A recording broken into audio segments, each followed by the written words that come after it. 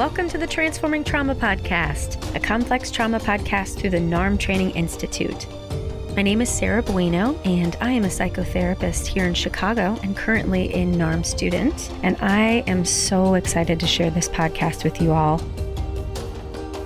Transforming Trauma is presented by the NARM Training Institute. The Institute offers NARM practitioner trainings for mental health professionals who are looking for advanced training in complex post-traumatic stress disorder. The neuroaffective relational model is a cutting-edge, innovative approach for resolving CPTSD, addressing attachment, developmental, relational, and intergenerational trauma. I'm really excited to share today's conversation with Claude Cayemitte. Claude is a social worker who's experienced working with trauma and substance abuse treatment in low-income communities. Claude is also an award-winning psychotherapist, receiving the Minority Fellowship Award from the Council of Social Work Education for his work with at-risk teens. Claude is a certified clinical trauma professional through the International Association of Trauma Professionals as well. He's a NARM certified therapist working at a residential treatment center for teenage boys and families. Claude believes in the healing power of conversation, allowing him the privilege to help people overcome obstacles to be happy, healthy, and connected. And Claude and I had a really interesting discussion, talk a lot about social justice issues, so I'm really excited for you to hear it. So please enjoy my interview with Claude Cayemitte. Hello, Claude Cayemitte. Welcome to Transforming Trauma. How are you today? I'm very well. Thank you. Thanks for having me. Yeah, we are really excited to launch this podcast. And so Brad was saying he really wanted me to have you on as soon as possible. So I'm really glad that we could make it work. Yeah, that's really cool for him to hook us up like that. So again, I'm just excited and honored. So Yeah. thanks. And I am a fellow addiction therapist, so I'm pretty sure we'll be able to get into some awesome, exciting things today. So shall we jump in? Sure, I'm ready. Yeah. Do it. What would you like listeners to get out of our interview today? We start essentially with a contract for this podcast. I would like listeners to get a sense of permission to be compassionate about their own relationship to their trauma, whether it's complex or shock trauma. I think that hopefully in our conversation, it's important for people to understand not only what's happening with their clients, that they're not so different from them, that they've had their own stuff, and to be compassionate around their transference or countertransference that's coming from their own complex trauma, because I believe everyone has it. And we may know it logically and tell ourselves, oh, it's okay, and all that. For me, my journey has been to really deepen my own compassion towards myself and recognizing my complex trauma. So that's what I would give out to people. Wonderful. Yeah, we'll definitely have to circle back to that because that's something I feel like I just landed in finally at this point in the training. Yeah. So tell us more about who you are and where you're working right now. Yeah, I'm a clinical social worker. I'm on my way to being licensed this year. I've been in the addiction field for around 2.5, close to 3 years. I've worked in a detox center in Palm Beach County for a couple of years. And then I just transitioned on over to a residential treatment center for adolescent boys and their families. So I do individual therapy and family therapy, along with groups, of course. I have a background I'm obviously a social worker, but I've done work in the education system, working with at-risk teen youth, particularly low-income minority communities. I interned there. And then in my past life, I was in sales. I like to call it like that. Like, Really? yeah. And I studied communication in my undergrad. And so I sort of got into the addiction field by partnering with FAU, the school I went to in grad school, and they wanted me to sort of switch over from education to treatment. And I just through my own personal work and doing therapy, I thought, you know what, my therapist saved my life. I want to kind of do that Right. for other people.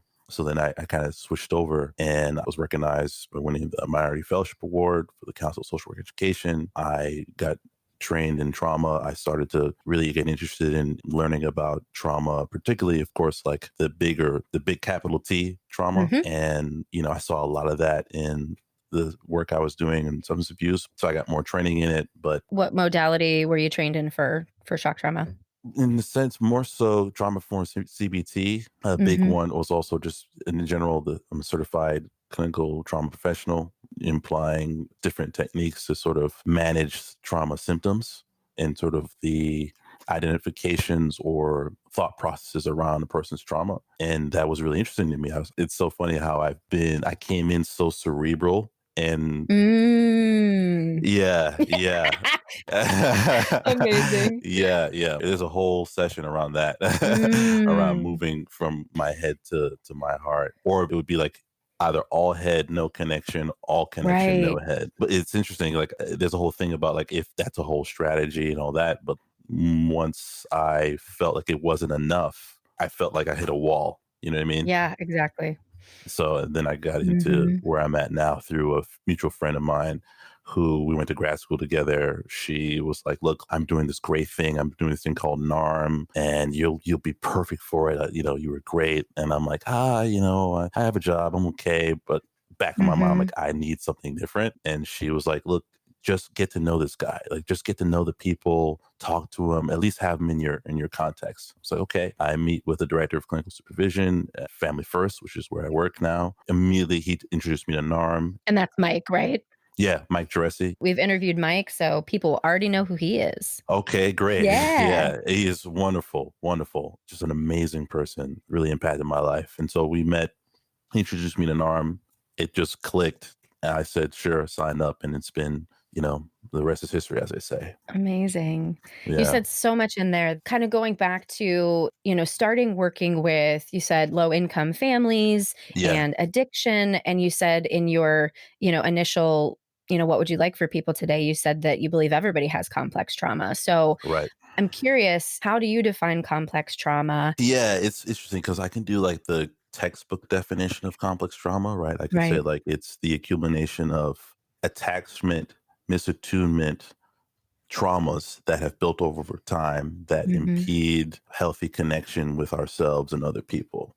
That's like a textbook way. But for me, as a visual representation, it would be, a bunch of paper cuts or scar tissue Mm. built over time Wow. versus comparing it to shock trauma where it's like you had to do surgery or you had a gunshot wound, right? Wow. And it's Yeah. like this intense piece versus like someone who's had a lot of scar tissue or chronic issues, like you have like back pain or something like that.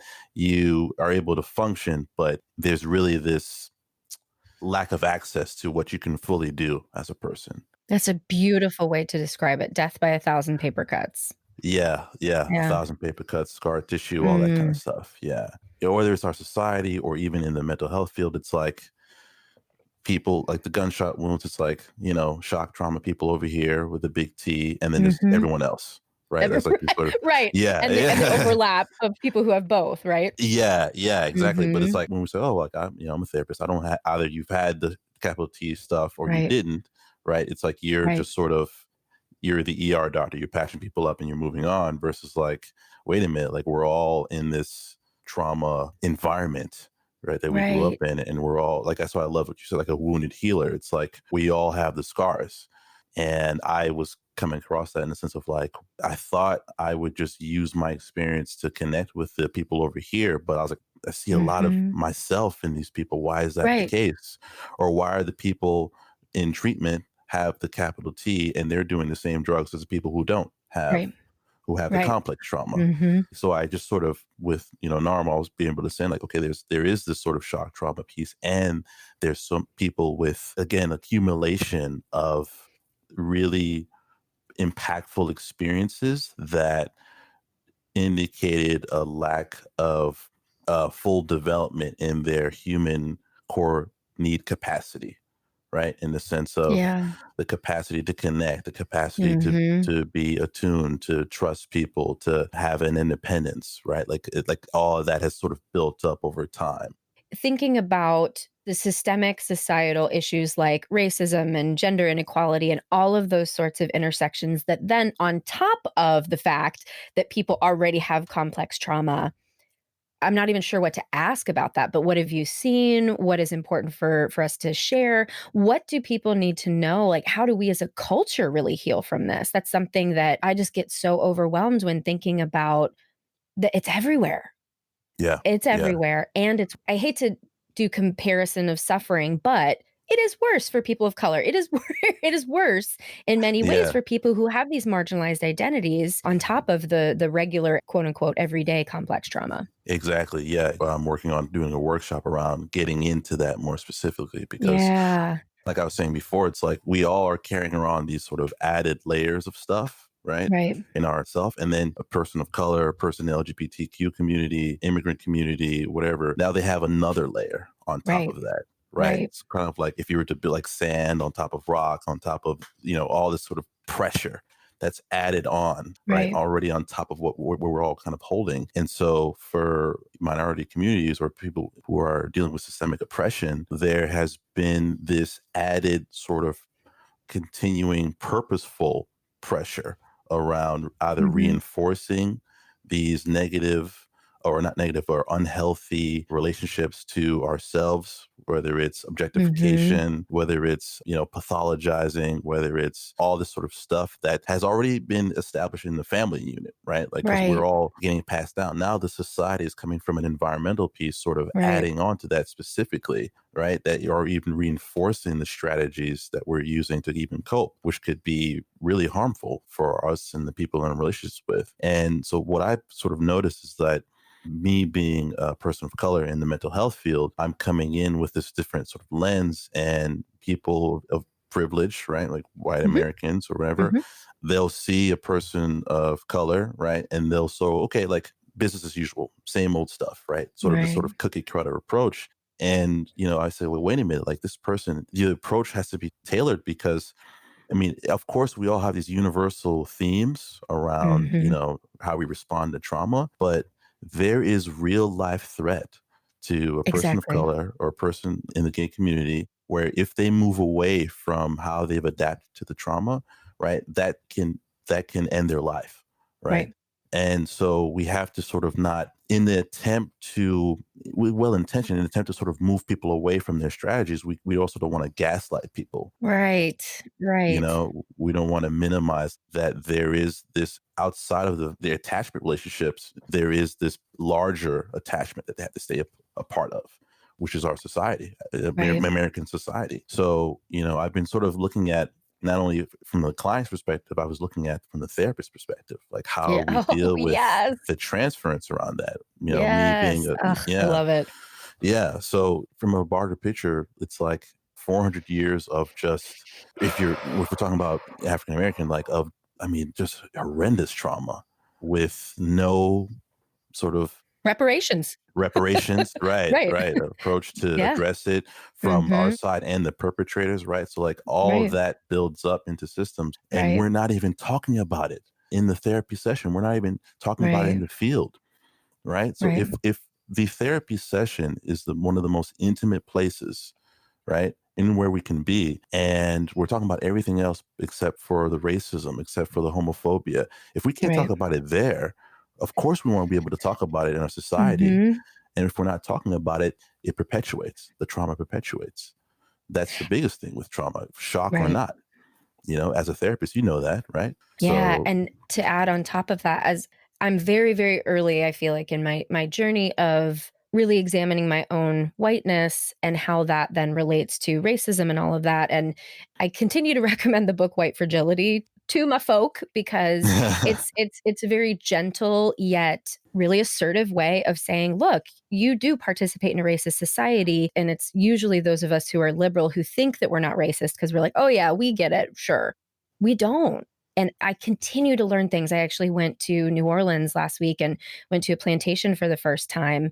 And you probably know this, and a lot of people probably know this, but I didn't realize that even once the slaves were freed, they would stay often at the plantations. And in this particular one that we were at, they were paid in tokens that could only be used in the store on the plantation. And I'm mhm, like, mhm, if everyone knew that, how could we not understand that racism is still well alive today and that it's still mhm, happening? And of course, Black people haven't amassed wealth because that's what they started with. mhm, And how can we not recognize that as trauma? The whole mhm. like all lives matter versus Black lives matter. Like, I wish I could figure out a way to communicate that to folks who don't get it. And Yeah. I'll just give them the book. Like, I just don't even know what else to do. It's interesting you say that. First of all, it's refreshing to hear you go through that journey. And I would Mm. say to any listeners that it's not even about doing this for someone else. You're doing it for yourself as Yeah. well, Yeah. because we all have our Mhm. privileges. Like I have privilege as a cisgender hetero man. Mhm. So when I connect to my privilege, I get something out of it for me. It's not about Right. poor gay people, poor these people, right? It's like Yep.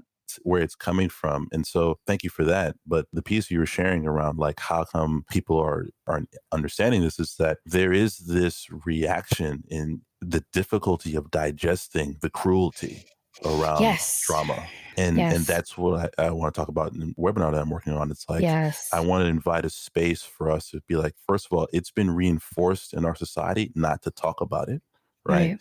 It's been rewarded not to talk about it. And the second piece is that this reaction that you have in sort of connecting to this sort of stuff, this information can signal a choice to either move away from it because it's uncomfortable Mhm. or to blame the environment for what you're experiencing. And there's also this piece around the lack of language around how to have this conversation because Right. you may have the intention to learn, but some words aren't enough to contain the complexity of everything that's going on with systemic racism, right? Right. So what's happened is that we've simplified the conversation to don't be mean to Black people, Right. right? Exactly.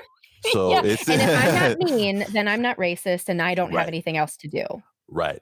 It becomes End of story. personalized. Right. It's Yes. just an yes. It's like mean people are like that. And if you don't have Right. that kind of broader education, it's very triggering for someone to accuse you of privilege or racism. It's like, no, but I'm nice. I don't say mean things. Right. But that's why, again, with NARM or any sort of modality that deals with complex trauma, it's like it's more complex than that. It's not about Right. being nice. It's about how are you objectifying a person? How are you objectifying Mhm. yourself in terms of seeing yourself as a white person? How attached are you to that identity?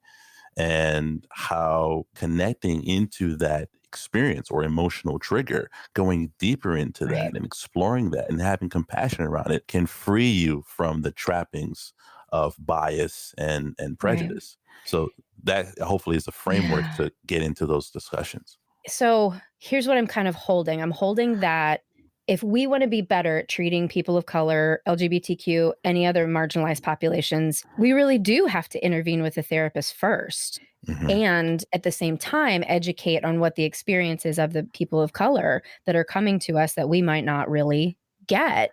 There's so much education that we're not getting in school. And that's why going to advanced trainings like NARM or any other advanced training is just so crucial. I tell my students over and over what you learn in grad school is just a foundation. Don't think that you know anything when you leave, just enough. That's all you need. Yeah. You are. Yeah. It's the stage one of the journey. Yeah, but I hear Yeah. this term a lot about therapists have to do their own work, right? Yeah. And most of the time, it's interpreted as I need to go to therapy to deal with my childhood stuff or my parents or how I am with Mhm. relationships or all that kind of being triggered by a client, all that stuff. Mhm. But how many people are doing work around what you just said, around white privilege, Right. around their biases, around the logical understandings of what is a good therapist or a good person or a racially conscious person is Right. different from an intimate experience with that and how that shows up in your life, right? Right. Because again, there's these therapists where I've worked with, I've been agents with, and they're all, oh no, I'm fine, everything's fine, And then even when I bring up the Mhm. conversation, there's this reaction, and I'm like, well, wait a minute, this is a sort of a Right. disconnect. It's like logically, and you say the right Mhm. things, Right. but yet there's a resistance to integrating it and the Right. intimacy around it.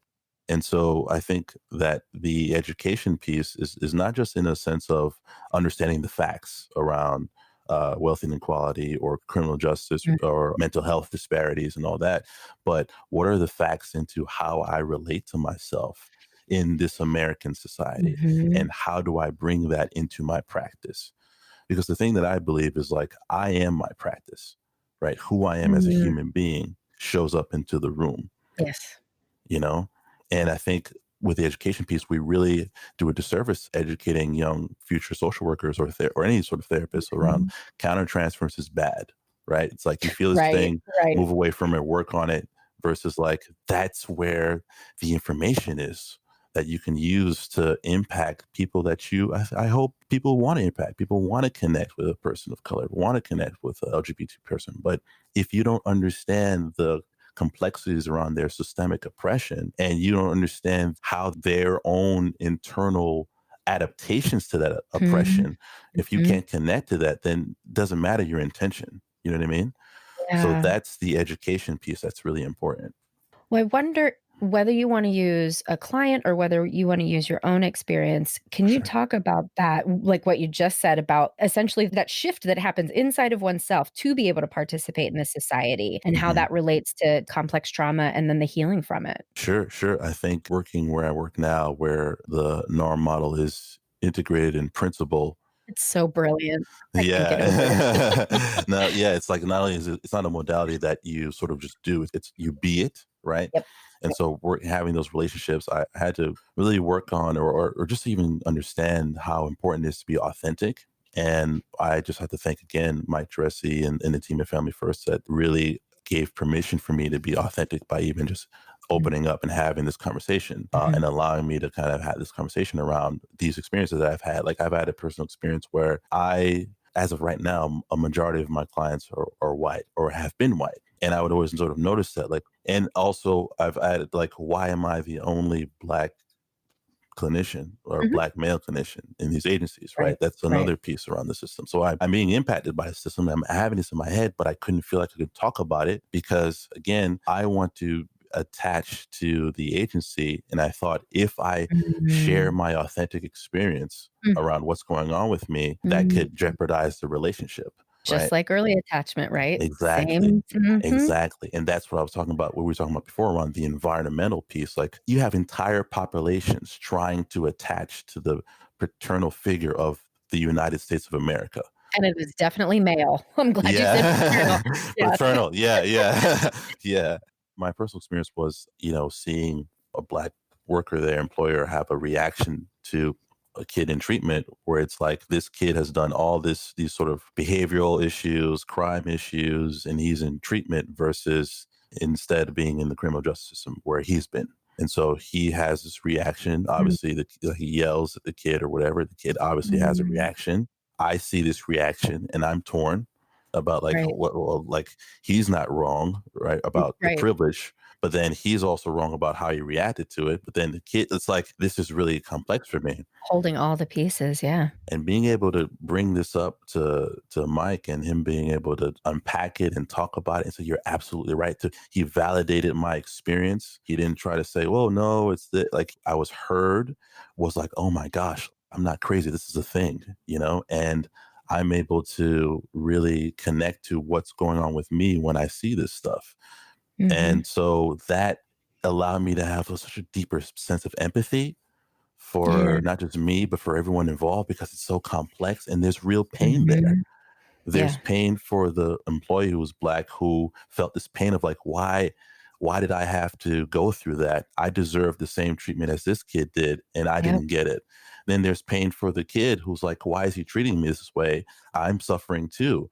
And there's pain for me about like, who do I have to align with? And being able to share that and for Mike to be able to hold that, a lot of my colleagues at Family First, they convey this message of like, you can be yourself authentic and Mm. I'm not threatened by it. And it sounds like it's not just a verbal message, but it's a felt sense of, Yeah. my whole self is welcome here." Yes, yes, yes. And, Mm. and and that sort of intimacy in the Mhm. relationship makes space for us to have those conversations. I've had even in just outside of my professional life, personal conversations with people who I have, they're white, they were there, and I consider them like family. And we would have conversations, say, like around Black Lives Matter. And Mhm. I would know, and they would know, like, listen, this is a guy who's seen me cry. I've seen him cry. We've embraced each other. We've Mhm. had this sort of foundation of we're not going to go ahead and attack each other, or I'm not going to hear it as an attack because I understand Right. this relationship. And once that was established, we were able to be open and he was Mhm. able to be Mhm. open to what I was sharing about my experiences and what's going on with that. And even for the other side, for people who are trying to do social justice or change, sometimes there's this tendency to just pounce or like pour everything on to a person who doesn't have the capacity to hold it. Right. So I was able to say, like, I'm not convincing him that Black Lives Matter is a real thing because of my own stuff, because of my own pride or Mm. what I should do. I'm doing it to connect with him because I want him to connect to my experience. Yeah. And from that intention, he was able to, I just saw it in him. He just landed and he was like, you're right. Like, I totally get it. Wow. Yeah. And that conversation really stuck with me. And what I hear in that is you were connected to yourself, not Hmm. lost in what I know happens for me all the time. And something that I continue to work on is I get lost in the macro stuff because there's this fear and weight. And actually I'm recognizing now how narcissistic that is to like put that on myself is that well, I should be able to fix it, right? That's the That's idealized self huge. that I'm bumping up against. That's But you were huge. able to be like, this is not about convincing. This is about, I want to connect with this person. And this is a thing that might get in the way. Let's share and see what happens. And I wish people could see because you were doing this essentially chest opening, like bearing Right. your heart movement. Yeah. Right. That is exactly what this model is all about because they talk about connection is our deepest desire and our biggest fear at the same time. And you were able to hold that. Yeah, yeah, and I wasn't like I wanted to open my heart, and I wasn't threatened if he rejected the belief of Black Lives Matter, or whatever. It Right. doesn't mean he rejected me, right? I can Right. hold the complexity in both around like we can still be connected, and he can disagree, and I don't have to even Right. shame myself for that. A lot of times, I was also thinking about how we have these conversations, and it's always either from a place of anger or resilience, but we're not Mhm. tapping into the pain and the sadness around feeling disconnected from people because of how we just are in our society and not accepting us like that. I'll share one really personal example that I Yeah, think is really please. powerful for me. So I had a client who is bisexual, and we were talking about him feeling bullied in the treatment, Mm, certainly in the community. And he was sort of being really gentle about, of course, it's not okay. It's not okay for you to be bullied and all this. And he shared about this dilemma around wanting to convince himself that he's not bisexual, wanting to move away from it, mm. feeling shame around like, what if I had not said anything? Am I even bisexual? That is always the question, right? Right, right. And so then Mhm. I'm in this place with him and I'm like stuck because I can't identify with that kind of incredible bind with like he has this desire to connect with other people, but then it's like I can't connect if I'm authentic. So then do I even have to be authentic? It's like I can't hide being Black, so I don't have that internal issue versus he Right. could have hid it. Yep, And yep. so I had this sort of transference around like not only helplessness of what do I do with his internal piece, helpless around what can I do with the kids bullying him, helpless around our homophobia in society, Mhm, right? mm, And so when I would do supervision and you have to reflect his agency around how he's relating to being bullied, I'm getting mhm. triggered as like, well, that's gaslighting, right? I can't tell him like it's all about how you view it. Like I felt Right. like that was invalidating his experience.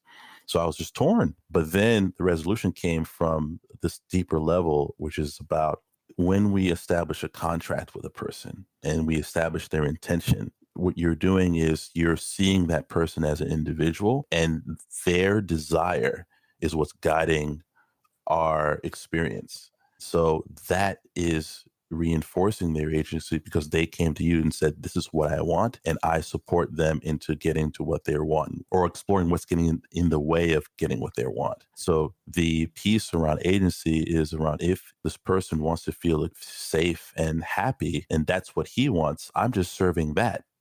Right. I'm not doing anything that's commenting on where he's at in society or his orientation or anything like that. I'm seeing it as, Mhm. as an individual in this relationship, in this intimate relationship. Right. And my sort of interventions don't have to come from a place of helplessness or effort Mhm, because mm. what I'm doing is infantilizing him.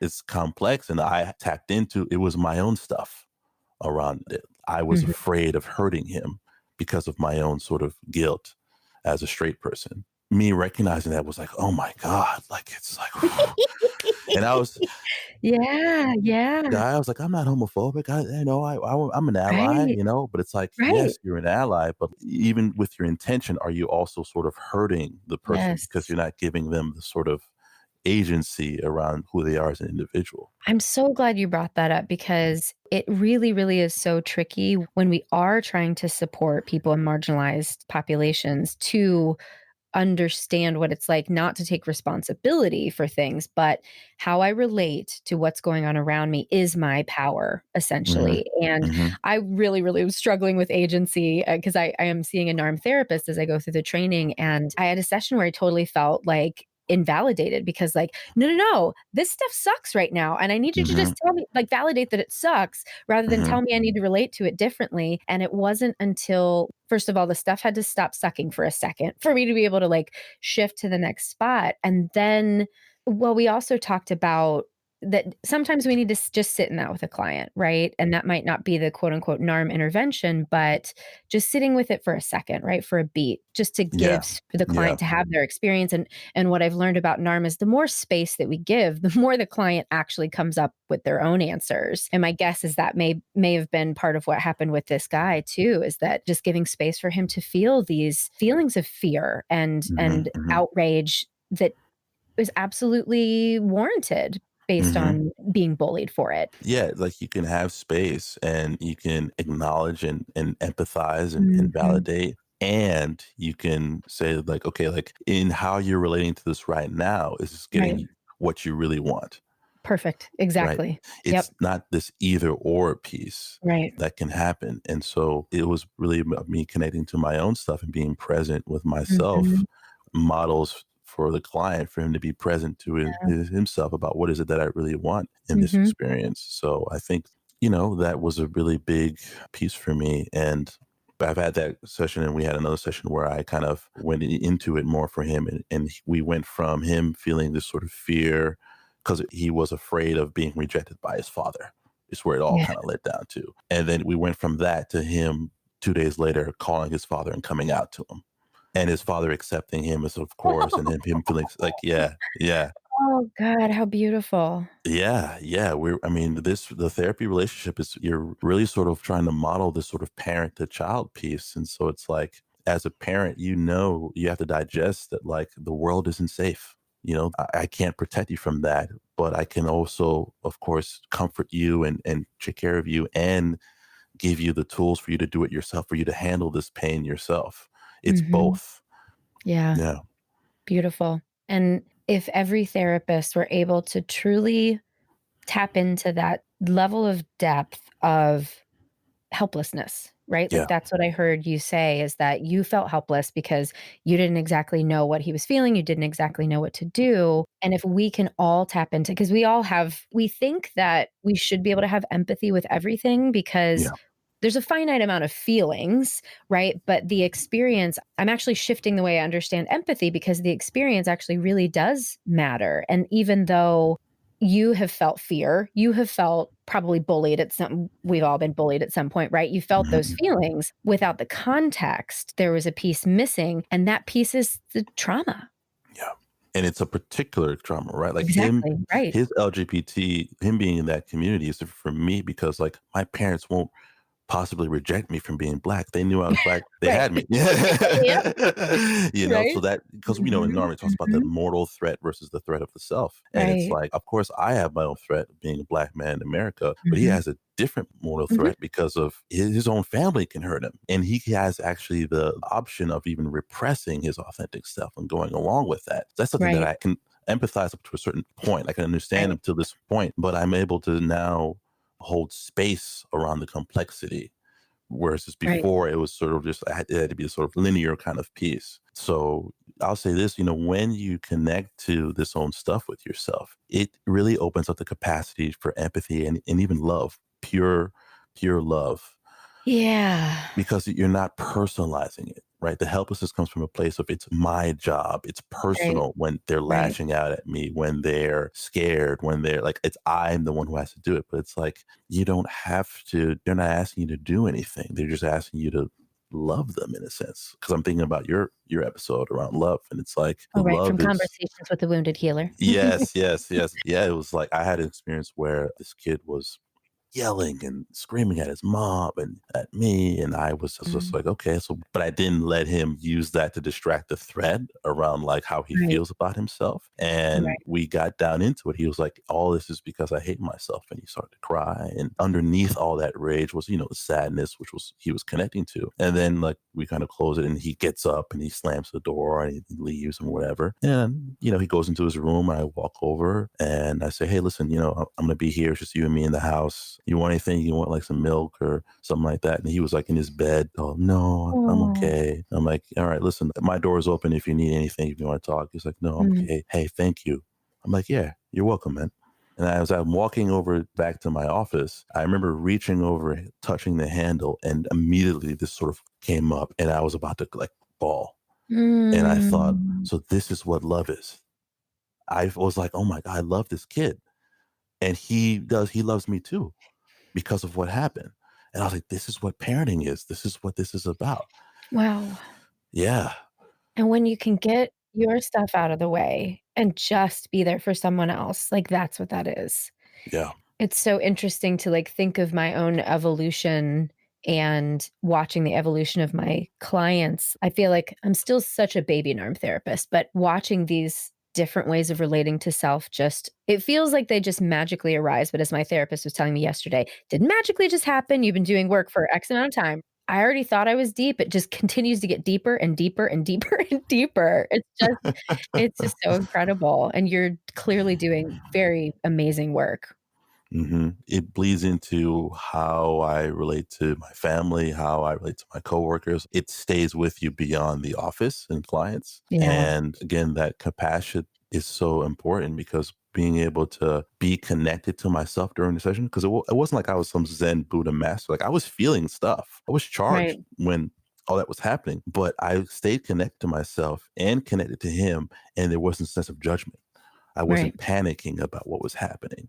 I was able to sort of, okay, this is going on and this is what's going on with him and have space around like, because I'm connected to him, it's not about me. This is coming up because of his right. own stuff. And having the history about like, okay, you're yelling at me, but you're staying to talk to me. You didn't get up and walk out. You're looking at me in the eye. You're like breathing. You're like, you don't interrupt me. Like this is happening on one side, but then there's also this that's happening. So like there's something else Mhm. going on. But if your own stuff is in the way, we can't see that complexity because we're in our, in our child consciousness where everything is simple Mhm. and I'm Right. bad or they're good or vice versa. Mhm. So when I was like, oh yeah, of course I'm going to have energy, it's kids yelling at me that's okay. Mhm. Mhm. And I can still show up. I can be present with it. I can be Right. authentic in that present moment around how I feel about Mm. Well, I wish we could continue talking forever and ever and ever, it. but just to go back to, the intention that you set for yourself in this interview, giving people permission to be compassionate about their own relationship to trauma and conveying that we as therapists really truly are the same as clients. How do you feel about that intention? Did you nail it? Yeah, I feel complete in that because just a Yeah. little self disclosure. Like even as I was speaking, there was a point where I'm like, "Wow, am I saying this right enough? Am I being clear Oh, enough?" And then being able to connect with that, and then connect with you, and seeing your reaction and hearing your reaction. Like, no, like it's okay. She's with you. That I was like gentle enough. Everything is yes. okay. This was okay. So More than I okay. more than okay. Yes. Yeah. So I got it for me. I feel compassionate towards myself around Mm. this experience. So I just hope that whoever gets to listen is like, okay, like gets that message too. Like no matter what, you're not hurting anyone. Yeah. Mm. Unless you're hurting yourself, but Mm, that's a whole 'nother right, thing. right. Yeah.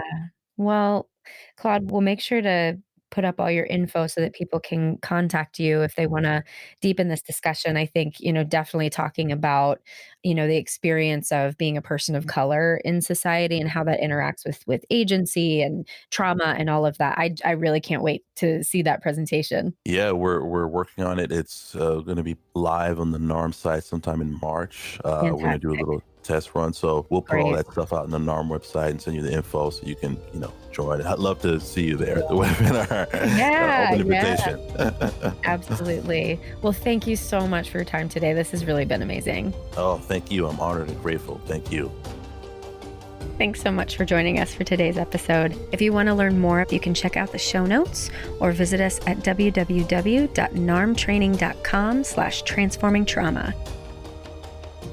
The Transforming Trauma podcast is brought to you by the NARM Training Institute. NARM practitioner trainings for mental health professionals are offered across North America and internationally. We're really interested in hearing from you and connecting with you and learning what it is that you're interested to know about complex trauma and how to work with it. And so one of the ways you can do that is by following us on Instagram at the NARM Training Institute. Please feel free to connect with us there. You can either send us a DM or comment on one of our posts, and we'd be really happy to hear from you. Thanks as always to Andrea Klunder and the Creative Imposter Studios for producing and editing, and to Tori Essex for our album art. We really look forward to building community and connection with you and changing the world by transforming trauma.